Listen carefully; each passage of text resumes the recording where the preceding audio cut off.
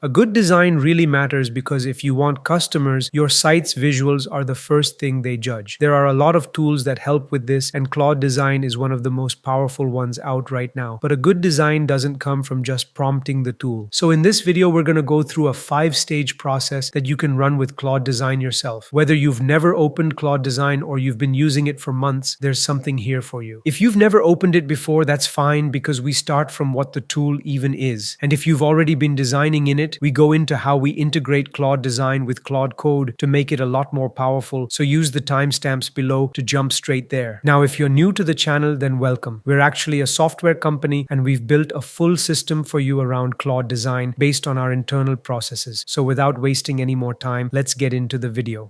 This section is only for those who don't know what Claude Design is, so if you already know it, you can skip to the next one. It first came out as a research preview when Claude launched their Opus 4.7 model. It's basically a design tool with a really easy to use interface that lets anyone, even people who aren't technical, create good designs with just simple prompting. And it's available across all the paid plans. It doesn't stop at websites either. You can also design your slides, documents, and even create animations with it. Also, Claude Design is available on both Claude Desktop and the Claude website, so you don't necessarily need to install the desktop app. If you want to use it on the app, you just download it, run the installation, and log into your account. Then you open the sidebar, click on Design, and its interface opens up where you can start using it. Claude Design gives you all the Claude models to choose from, even Fable, which is their most capable model, though you only get limited access to it. Their flagship for general use is still Opus, and it's still the best for designing, but the problem with these Opus models is that they just burn through a lot of tokens. Haiku, on the other hand, doesn't use nearly as many, but might need more refining to get a good design out of it. And on top of that, you can set the effort level for each model too. An effort level basically controls how hard the model thinks before doing anything. We use Opus 5, the latest model as of now, on medium effort for our design tasks because it lets us design easily without wasting too many tokens. It also lets you bring in all your MCPs and skills, which makes it way easier to use your own system right inside it. For those who don't know, MCPs are basically what let an agent connect to things outside of it, like other tools and services, and skills are sets of instructions that teach the agent how to do something better with step-by-step guidance and references it can follow. Now, before you start, there's one thing to keep in mind. There's a limit to how many designs you can create. Claude Design runs on a 5-hour limit, but it isn't just for your designs. Everything else you do on Claude counts toward the same one. Within that 5-hour window, there's a cap on how many tokens you can spend, and once it runs out, you have to wait for those 5 hours to finish before you can use it again. And even though it's gotten so much better than when it first came out, Claude Design is still very token hungry, so if you're using it heavily, expect your limits to run out faster.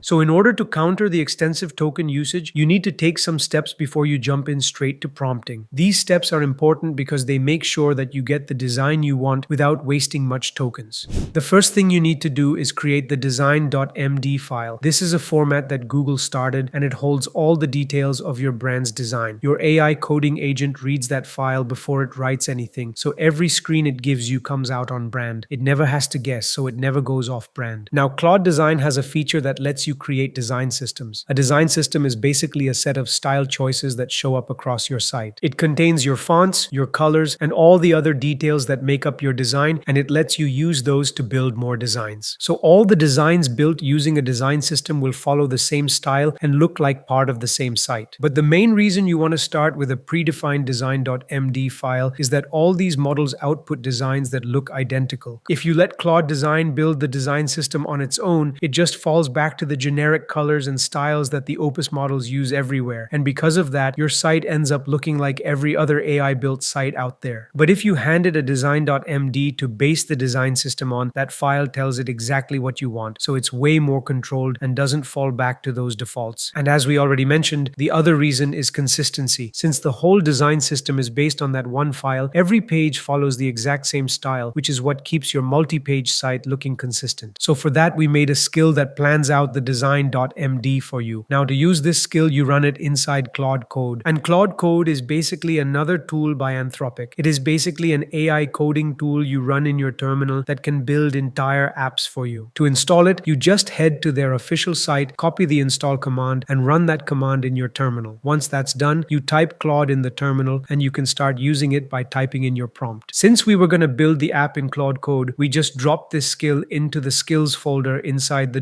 .claude folder, which which is basically where all of Claude Code's settings and configs live. You probably won't have this folder, but you can just tell Claude Code in the prompt box that you need to install skills in the project, and it's going to set it up for you and even put the skill in there by itself. The .claude folder won't be visible when you open it in Finder. That's because its name starts with a dot, and files that start with a dot get treated as system files, so Finder hides them by default. So to get in there, you need a code editor, which is basically an app that lets you see all your project files in one organized place. The one we use is VS Code, which is Microsoft's, and it's the one most builders use just because of how easy it is to work with. To install it, you head to their official site, download the installer for whatever system you're on, and run the installation. Then you just open your project folder inside it, and you'll be able to see everything, including the hidden ones. Then whenever you want to build an app, you just invoke this skill with its slash command, which is basically a shortcut you type with a slash to trigger it and give it a prompt telling it what you want to build. It interviews you and plans out the product's visual identity with you in detail, and once it's got everything, it writes out the whole design.md, and it also validates that against Google's standards by running the scripts. This skill also holds anti-slop references, which are basically all the common patterns that give a site away as AI built. So planning out a design.md first is really the best option. Also, if you're wondering where to get this skill, don't worry, we'll tell you later in the video. Now, the app we're building in this video is a project management app where you manage all your coding projects in one place. So to get started, first you give Claude Code a prompt with the slash command for the skill, telling it about the app you want to build in broad terms and what it's going to be used for. And it starts by analyzing the visual identity of your idea. Once it's got that, it starts asking you questions, like whether you've got a color in mind for your website. If you've already decided on your brand colors, you can hand them over, or you can let it choose on its own. Because you're using the skill, it won't default to slop colors, so you don't have to worry about that generic look, but it's still better to have them decided beforehand. What we usually do is use Coolors, which is the site that generates and visualizes color palettes so that you can see how the colors look together. Once you find a color combination that you like, you can click on export, then choose the code option, and it's going to give you this text that you can just copy and paste into Claude Code. Claude Code is going to put this inside your design.md files for you. After that, it's going to create the design.md file and run some verification steps. And the design file comes out exactly the way Google laid it out. Now that Google format is easy for the AI model to understand, but it's hard for you to actually picture the designs that are going to be generated from this, so you can't tell if it's the design that you want to finalize or if it needs to be changed. But don't test it inside Claude Design. You generate your designs there, and let's suppose you don't like them. Now you have to go back into the design.md, change it, and generate everything again. Every one of those rounds costs you tokens. There are a lot of tools that will just visualize a design.md for you, and one that we used is designmd.space. Any one of them shows you how your design file looks and how all the colors it picked for different areas work together. It visualizes all the elements too, which makes them way easier to decide on. Now, this is just one way of creating a design.md, but there are others. If you don't want to make one on your own, you can just copy the design of a popular website as a sample. And honestly, copying one as a reference is what a lot of people already do. You take it in as a starting point and make changes to make it your own, just like how a lot of people have taken Notion's simple look and worked it into their own designs after a few tweaks. For that, there's a site called getdesign.md, which lists a lot of brands and all their styles as design.md files that you can go and get yourself. Since we already have a design.md of our own, we can move ahead with Claude Design and create a new design system from it. When you create a new one, it asks about the product details, but since you've got a design.md, you just upload that as an asset, and then it starts generating the new system by reading the file, creating to-dos, and working through them one by one. After a bit, Claude Design creates the design system and visualizes everything for you, building out the different elements that'll be part of the app it's used in. Now, for you to follow along with this workflow, you'll need this skill. We've put it up on GitHub and linked it in the description so you can get it for free. So to use it, just give this link to Claude Code and tell it to set it up for you, and it will install it and place it in the .claude folder without you having to do anything.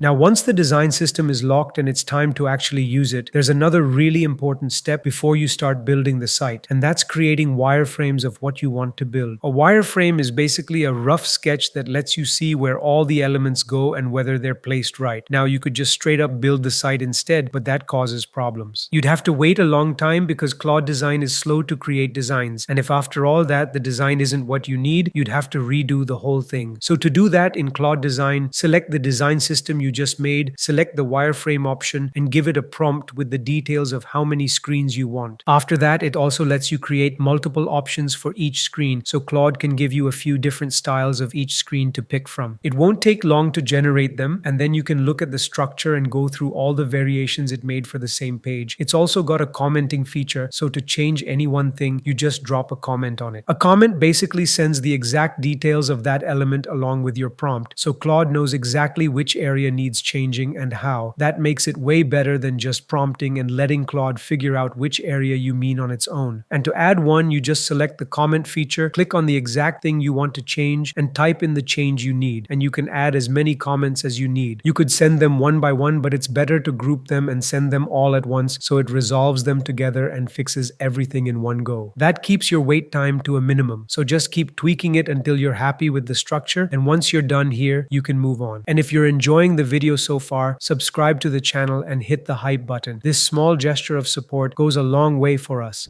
Now, once you've designed the wireframe, it's time to design the actual website on top of the structure you just built. Since you usually ask Claude to make a few variations of the same design, you first pick which variation you want out of the ones you just made. Each of these pages is identified by its code number, so you just select it by that. After that, you give it a prompt telling it you want these screens turned into the actual full detail design, and you tell it to keep the layout and structure from the wireframe with clean spacing and hierarchy. Claude Design then reads all the elements it made while building the design system, and using those, it builds out the whole site so it comes out exactly according to the design system and the wireframe, just how we need it. Just like on the wireframe, you can comment and fix things here too, and you'll probably need a lot of changes because it tends to not pick button colors properly. Some buttons need to grab attention and should be in a bold color to stand out, so you can ask it to fix those. And because it builds on top of the wireframe, the site comes out a little blank on its own with just the basic parts added in over the rough sketch, so you can ask it to add textures and elements for a fuller look. You can also apply edits right on the design, so if you've got a minor change like deleting some element, you can do it directly on the design without prompting Claude for it. That way, the change gets applied without you waiting around and wasting tokens on something that small. And once you're done making changes, you can ask Claude Design to polish the overall look, and it makes these subtle, meaningful changes to the design. So the first version of the app is done now, but there's something missing, and that's the animations. Now they're important because they make a site feel better to use and guide the eyes toward what actually matters. Things like scrolling into view or any other small touches make the site feel more alive. So for that, we gave Claude Design a prompt to add animations across all the screens, like things scrolling into view or any other small touches that make the site feel more alive. And we told it to keep them subtle and not make anything too springy, since that can feel off. Once Claude Design was done, you could see the scroll into view and text pop-up animations that make the whole site feel so much more interactive. And once you're happy with the design, you can move to the next step, which is the handoff. So the design in Claude Design is finalized now, and it's time to actually give it life by turning it into the real product we're going to deliver in the end. Claude Design didn't have this before, but now you can export your designs directly into Claude Code. It uses the Claude Design MCP, which is basically what lets Claude Design and Claude Code talk to each other. And it doesn't just work one way, it works both ways. So you can move your designs from Claude Design into Claude Code and bring them back over the same way too. You open Claude Code again and paste in this prompt that you got from Claude Design. It starts by reading the metadata, which is basically the summary info about the design, and then it lists out the project files. It reads the design system first because that's where the design is defined, and then it reads all the elements one by one. Once it has the full design, it builds it out in your project with all the animations that are in Claude Design. But we had to double check this conversion to make sure it was done right. Visually, everything looked good, but there could still be internal issues when the raw code from Claude Design gets turned into a real app. So we asked it for a deep review, and it started checking the design.md against what it actually built to see if the two matched up. And this review caught multiple issues like responsiveness problems, which just means the app wasn't looking right on different screen sizes such as mobiles or tablets. What Claude Design builds tends to have this problem because it's still an early version, so whatever it designs comes out best for the exact thing it was made for. A design made for a website will look great there, but not always on other screen sizes, so we ran the fixes, and after that the visual part of the app was working and responsive. Now, to actually finish this app and make it work, we needed to connect it to something called a database.